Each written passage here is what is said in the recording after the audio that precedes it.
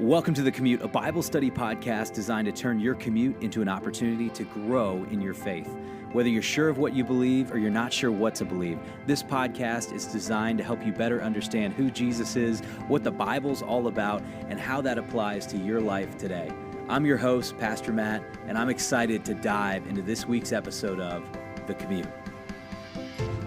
Well, hey, welcome to The Commute. I'm Pastor Matt. And I'm Pastor Casey. And today we're going to dig into Luke chapter 15. And we're going to look at a very important concept. Luke has this emphasis on the least and the lost. I like calling it the disconnected. I think when you're looking at the Gospels, you cannot ignore the reality that God yearns for those who aren't in.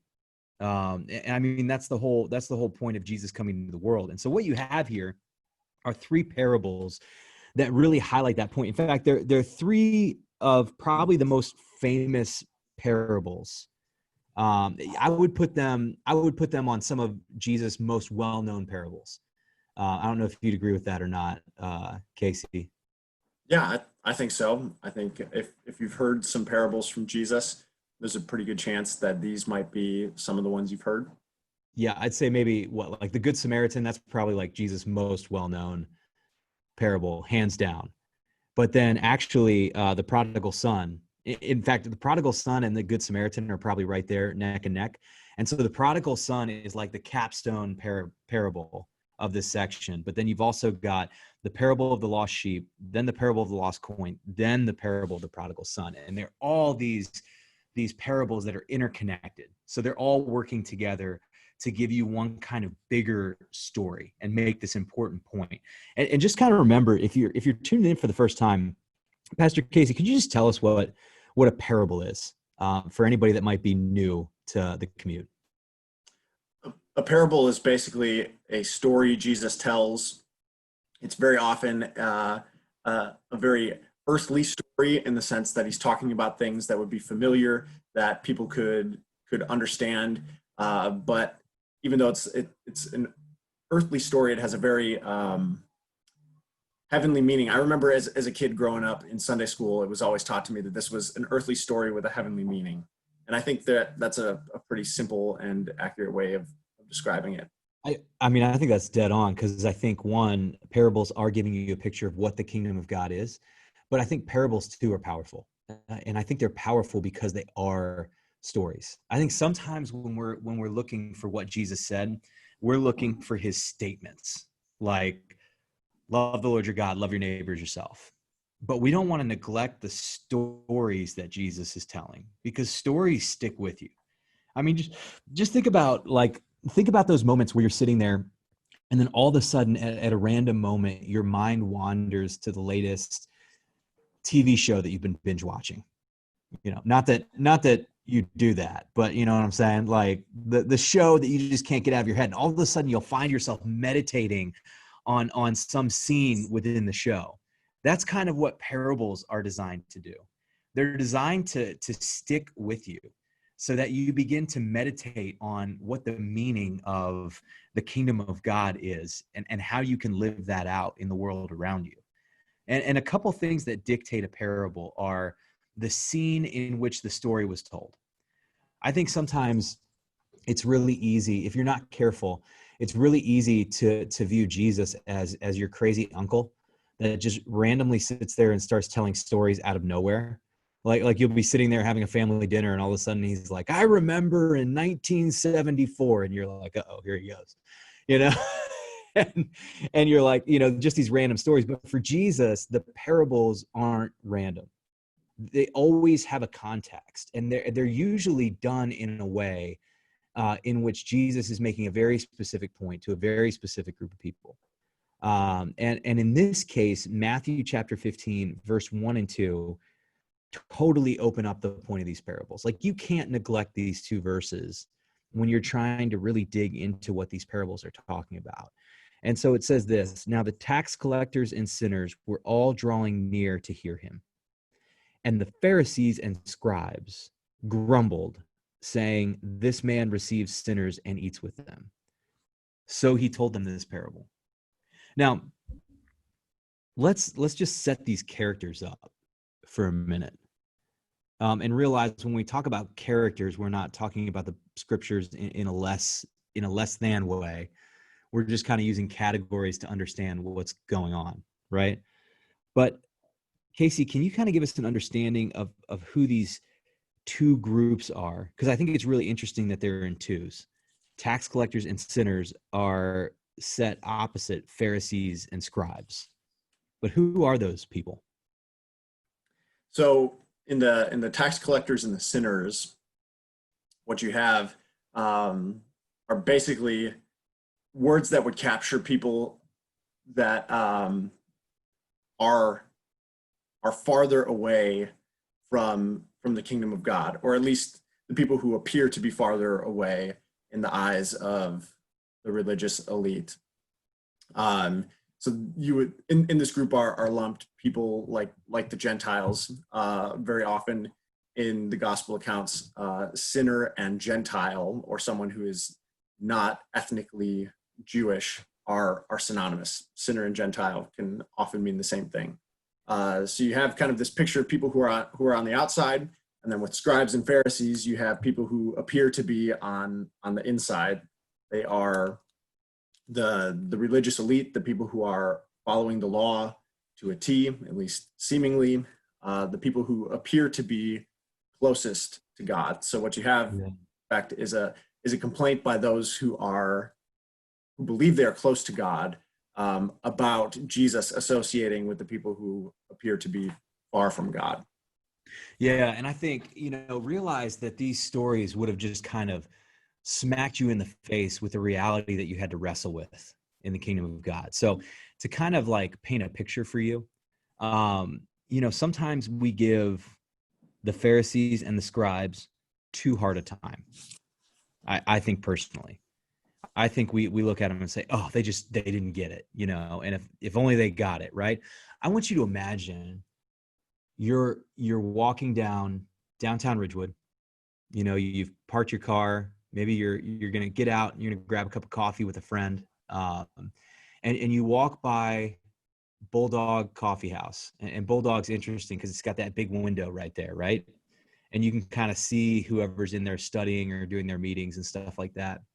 And you look in the window and you see what looks like Pastor Casey doing a Bible study with Dennis, the drug dealer, and Pamela, the prostitute. Are you just going to be like, Betty, that's my pastor right there. Let's, hey, you're going to be like, what is he doing? I'm calling the church office today. I want to figure out why is he hanging out with people like that? Like, seriously, you would think that. Yep. I mean, and so like, this is the scene that's being set up here. Like, that guy, whether you're talking about Pastor Casey, in our analogy, that guy should not be hanging out with people like that in public. It doesn't speak well about the church, right? And this is essentially what the Pharisees and scribes are saying, is this does not speak well about God. And no way you could be this great teacher or man sent from God if you're hanging out with people like that, because God would never hang out with somebody like that. Yeah, I think it's important to raise that point because, well, at least for many Christians who've heard these stories before, it's easy to take a position where you act sort of condescending toward the Pharisees and are unwilling to see yourself as the kind of person who may need to hear this parable as well, because really the Pharisees are the ones who are hearing the parable. Disciples of Jesus are kind of overhearing it. So even for people who call themselves followers of Jesus, I think it's important for us to recognize that we have a quote unquote Pharisaical streak in us, whether or not we want to admit it, that there's something in us that still wants to say, we we in our hearts believe that we are better than others. And that's just the sinful nature to say that we are number one, and our sinful nature that's bent in on itself can manifest egocentric behaviors in a lot of different ways. So I think for me, it's important to have what you've just said put out there, to be reminded that I need to hear this parable just as much as anyone else does. Yeah, and I think, it develops in me a little bit of empathy, especially if I think, well, who do I relate to more in the story? Because the Pharisees and the scribes, those were the people that were in church every week. Those were the people that were trying to align their lives around the way of God. And the problem was they had become so legalistic and religious in their interpretation of what God was saying that they were losing the heart of God. It's very easy for your religious practice, if you're not careful, to become more important than your relationship with God. And it's just dangerous ground. Like, and here's the thing. We're not saying religious practice is not important, right? Because Jesus himself, he went to synagogue, he went to church. He sat and listened to the scriptures. But he also knew the heart of God. And he knew that people were sinful people trying to figure out how to live out the perfect love of God. And so, here's Jesus being willing to challenge where kind of the religious establishment had gone wrong. And I don't know if it's fair to call it the religious establishment, but that's essentially what they were, Pharisees and scribes. They were a part of the religious establishment. Add the priests, and you've almost got everybody, right? Yep, at least a really sizable population, no doubt. It's true. And so what Jesus does is he essentially challenges them by saying, number one, who do you think it would be scandalous for God to be seen associating with, or for Jesus to be seen associated with, or for your pastor to be seen associating with? Like, if you really want to kind of get to the heart of the story and how it hits, then insert that individual or those individuals into the first part of the story. And then you'll really start to kind of catch what Jesus is talking about when he's talking about the parable of the lost things. Yeah. Yeah. So what do you say we dig into the parables themselves? I thought we should probably leave it on a cliffhanger right now and be like, tune in next week. I mean, that would be a good way to catch people and keep them engaged. No, I think it's a great time. So could you kind of so we've got the parable of the lost sheep, the lost coin, and the prodigal son. And I think the parable of the lost sheep and the lost coin I've always felt like, and maybe just tell me what you think, Casey, but I've always kind of felt like in studying in more recent years, these are almost feel like setup parables to get you to the more in-depth parable of the prodigal son. Yeah, I think that's a fair assessment, to see kind of a climactic build. If you're looking at the various lost items, I'm not going with a whole lot of scholarly authority behind me, at least readily available. But it strikes me that what you have is increasing value with everything that gets lost. So you've got sheep, you've got coins. I don't know exactly what you could sell a sheep for, but my guess is you could probably. I seem to think that a silver coin might be more valuable than a sheep, and I think I can say confidently that a human being is the most valuable of all. So I think it makes sense to see kind of this Yeah, and I mean, building. even using my kind of like just ESV footnote, it says that the silver coin, Greek 10 drachmas. A drachma was a Greek coin approximately equal in value to a Roman denarius, worth about a day's wages for labor. So, and in, like, this person hasn't just lost like anything, you know. She had 10 days worth of salary, and she could not find an entire day's worth of wages. Yeah. So I mean, all of these are significant items to lose. And if you're a hearer of any of these parables, you're probably thinking to yourself, "Oh yeah, I really wouldn't like having lost those things, and would probably work hard to find them myself if I were in that scenario." Yeah, and I think too, there's this sense of like almost like the first parable, you almost get this sense of like reckless abandon to be able to go after that lost thing. Like leaving behind 99 sheep to go after the one. Like I don't know if that's just my 21st century understanding of a shepherd, but that seems you know, that seems kind of crazy. Kind of like wondering, would anybody, was that really best practice at the time? I don't know. Yeah, quite honestly, I'm not sure either what standard shepherding practices would have been.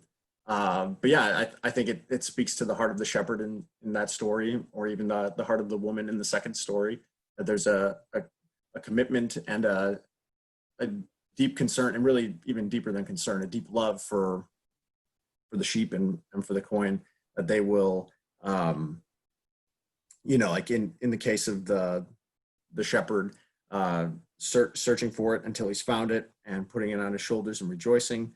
Or the woman, it says, seeking diligently until she finds it. I think you see an uncommon kind of commitment toward the lost item, and I think Yeah, that's what God does. especially when I think of like having just been to Israel and seeing where the shepherds graze the sheep. Like I oftentimes I think, and maybe I've seen pictures like this where you see all these sheep and it's just kind of this open plain, this flat area. Think like sides of mountains, you know. And so for you to go, open country would have been mountainous territory. And for you to go looking for a sheep, you're climbing up and down kind of mountainous area. And then you're throwing the sheep on your shoulders, carrying it, back through mountainous terrain. It's not, it's not an easy hike by any means. So you see this intentionality when it comes to look for the lost things. I love the word seek diligently until she finds it, on the parable of the lost coin. And then you also see celebration. You see celebration over the thing that was lost. So it's not just like, oh, finally I found it, but like actual, like everybody here is, they're rejoicing, and they're not just rejoicing, they're asking other people to join in the rejoicing as well. So they don't want this to just be like a solo, like, random guy out in the field doing a dance because he found a sheep, or she's like, woo, I found my, no, they're like intentionally gathering people together so that they can celebrate what was lost. Yeah, it's a powerful picture, and then the comparison Jesus makes to something that happens in reality is that there is communal and heavenly rejoicing over one sinner who turns and repents. Um, and in the second parable, there's joy before the angels of God over the sinner who repents. And then similarly, the prodigal son parable concludes with the father's joy. And yeah, I think it's powerful to see that. Well, yeah, not only does God want to get the lost things back, but there is really a heavenly community who rejoices and celebrates at the lost thing returning too. It's it's a big thing. Yeah. And what's interesting? I had this thought while you're sharing that. The first two stories, the objects get lost by no real fault of their own. So like a coin doesn't get up on its own and run away. Coins are misplaced. Maybe you drop it on a table and it rolls somewhere, right? A sheep, like, come on, you should just know better. Like a sheep's going to wander. So if you don't have your eye on them all, one's going to get away. But what's really interesting about the parable of the prodigal son?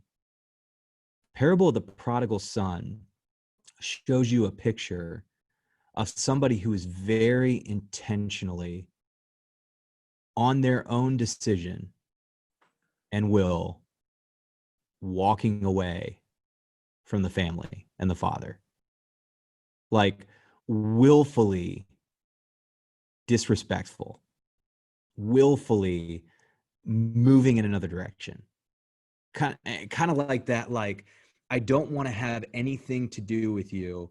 I want to cut all possible ties. Because like you read the story of the prodigal son, and it says there's a man who has two sons, and then he goes to his father, the younger son, and says, give me the share of the property that's coming to me. And he divided his property between them. And not many days later, the younger son gathered all he had and took a journey into the far country, and he squandered the property. So he divides it, and the son takes all he has, but all he has is in property. And so I've made this point before when I'm teaching this parable. That means he literally sold off everything he had so he could put it into a form that could travel. And like in a couple days. So like any of you that have sold the house before, like, that you just don't sell a big possession like that. You try to get the best offer you can, and if the right offers don't come in, you usually wait a little bit because you want to get the best value you possibly can for it. And the only reason you'd sell something quick for far less than what it was worth is if you had to go. And so is the son even getting the full value, or is he just so hell-bent on leaving that he'll take the first and best offer that comes to him to get away? Yeah, I mean, really, it's a bold move and a real slap in the face to the father. Yeah, the father, the whole family, the community, like everybody, and this is a community-centered culture. So like people are hearing the story going, "Are you kidding me?" He was offensive to his father. That's offensive in our culture standards. Like if I called my parents up and said, "Hey guys, you're not dying quickly enough, and I would really like what's coming to me when you die right now. So if you could give that to me, that'd be awesome." Like that's offensive by our cultural standards. So imagine what it would have been like in their cultural standards. Yep, it just speaks to the extent to which the son is lost. Um, yeah, but it sets up an even more dramatic return scene, because you've got the son who's taken everything and squandered it. Says in our translation in reckless living, gets to the point where he's hired himself out to feed pigs, and he's even to the point where he's longing to eat what the pigs are eating. And this is like rock bottom. This is as low as it gets. That you are wanting to eat the things that like the unclean animal in your view is eating. This is desperation, pure and simple. Oh yeah. So it's at this point of rock bottom that he decides he's going to go back to his father. And Well, and I think it's cool that you make that point, because he creates his own problem and he tries to solve it on his own, but he can't. And even when he's going back to the Father, he's still technically trying to fix his life on his own. Because like as Casey's about to say, the call to the Father is not to, hey, let me back in the family, which if we're not careful and we're familiar with the story, we'll just jump there. The call to the Father is, let me just work this off. Instead of trying to work it off on my own out here, I think my prospects are better to work it off right here in your house. So keep going. Well, I think that's a really important point to bring up too. That feels kind of like human nature, right? Especially for so many of us who carry with us this modern Western narrative that sometimes we don't even realize, but it's a narrative that says that you are what you do. You make your own identity. It's almost second nature to us to think to ourselves, oh yeah, if we create our own problems, who's responsible for fixing them? We are. And if we've gotten ourselves into a point where we're never going to be able to fix things to get to the point where we were beforehand, maybe we say, oh well, I can put in this much effort and know that maybe I can get part of the way there. So I think it speaks volumes to hear the dialogue between the Son and the Father, where the Son says, Father, I've sinned against heaven and before you. I'm no longer worthy to be called your son. Treat me as one of your hired servants. And to see that the Father really won't have any of that. He's not concerned about the Son's performance. He's not interested in what future performance he might have to offer, and he is ready to forgive all past performance, and runs out to him, embraces him, kisses him, and then decides, well, let's welcome him back into the family and let's have a huge party and celebrate his return, which is huge. And so there's also 2 points of view that come into this story. First, there's God's point of view, which you're hearing over and over again, which is this love for lost things, whether they're lost or whether they've intentionally created that lostness. I don't know good terms for that right now, but that's kind of the idea. Like, it doesn't matter how you became that way, how you became disconnected from the Father. That's inconsequential to God. He connects you and he celebrates that connection in the same way. Extravagant party. The other thing that's really important is, in each of these scenarios, somebody else is doing the seeking and the finding and the work. The shepherd goes after the sheep. The woman looks for the coin. The son comes back to the Father, but notice, if this story was more true, the Father would stand where he was and the Son would continue to walk back to the Father. But in the story, the Father does something you'd never see a wealthy Middle Eastern man do in that time period, which is run toward the Son. So in each of those scenarios, there's this movement of God toward the lost thing, and then this desire to celebrate. So like, from God's scenario, it doesn't matter how somebody became disconnected. He desires them to be connected, and he desires himself, his Spirit, and his people to be the ones that go after him. So he's not even expecting the disconnected thing to figure out how to get reconnected on its own. He's sending out the connected thing to connect the disconnected, which is important. But then the other side of the scenario comes in, which is the older son. And the older son in the story hears this party, asks the servant what's going on, hears about the celebration, and he's so angry he won't come in.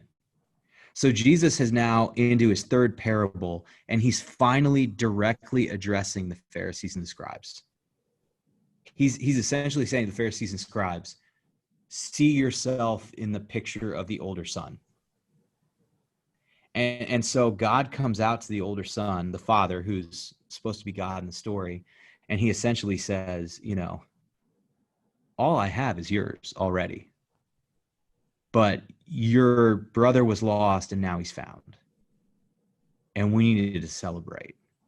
And he just kind of, it says, verse 32, it was fitting to celebrate and be glad, for this your brother was dead and is alive. He was lost and is found. And then boom, he leaves the story there.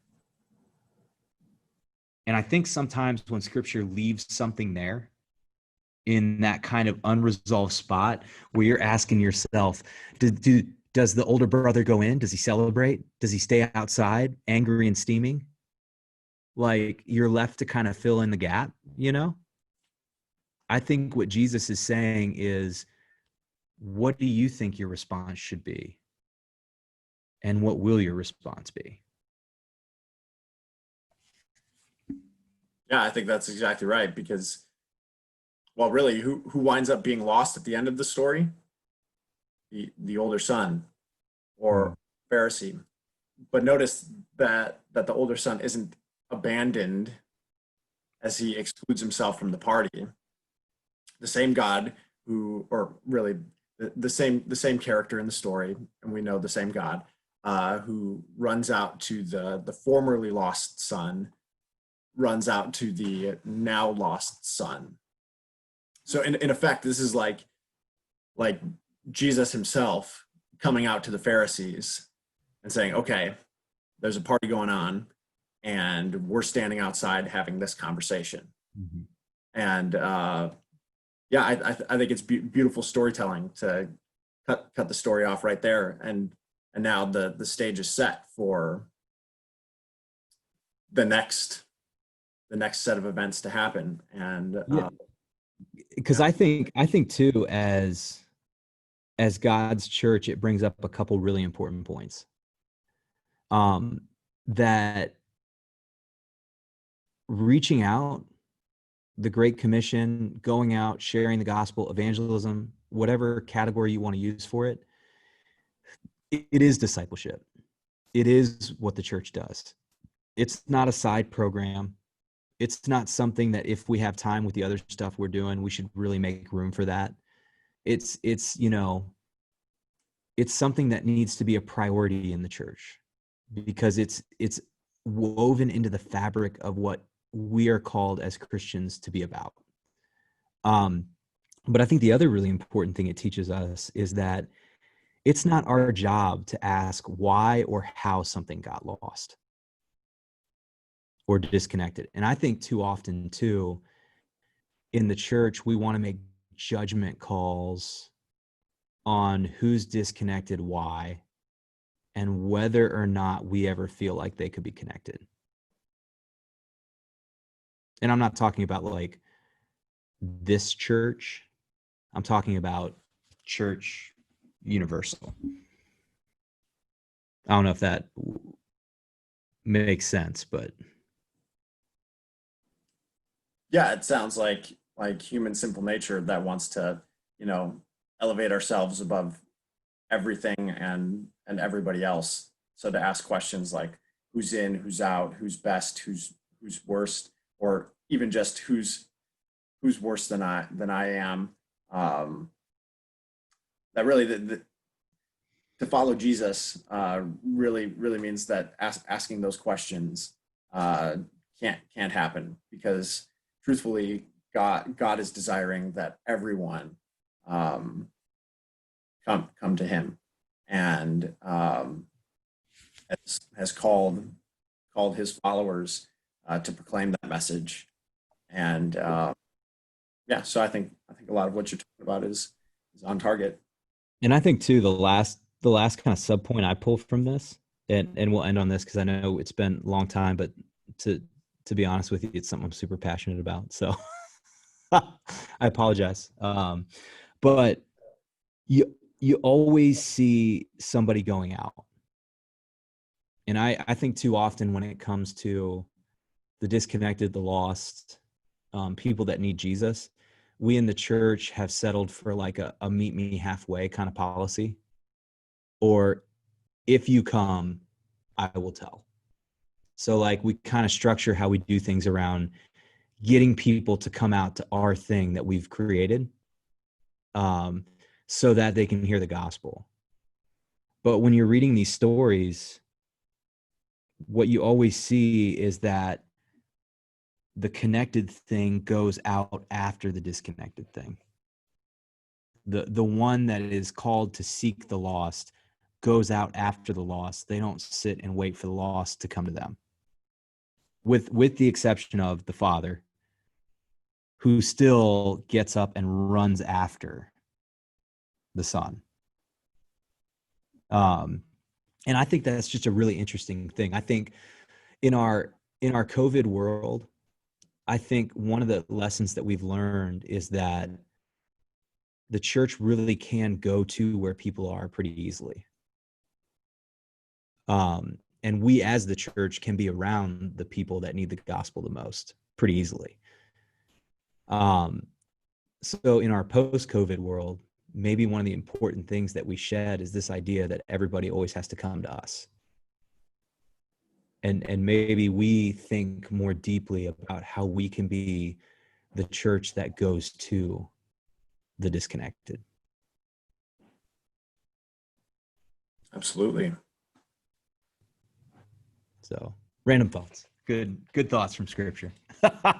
Hey, I hope you all enjoyed connecting on the commute. We're looking forward to connecting with you next week right here. And of course, if there's anything that you found helpful, feel free to share it out. You can share it out on any social media platform. You can also share the Bethlehem Church Live mobile app. There's a lot of great resources on there, including the Bible reading plan that brought us into Luke 15 this Monday. You can share all that stuff out. And then, of course, if you need anything, don't ever hesitate to reach out to us through one of our contact forms. And we're looking forward to seeing you next week right here on The Commute. Thanks for checking out this episode of The Commute. For more information on The Commute or to join the Commute Bible reading plan, simply download the Bethlehem Church Live mobile app or go to BethlehemChurchLive/The Commute.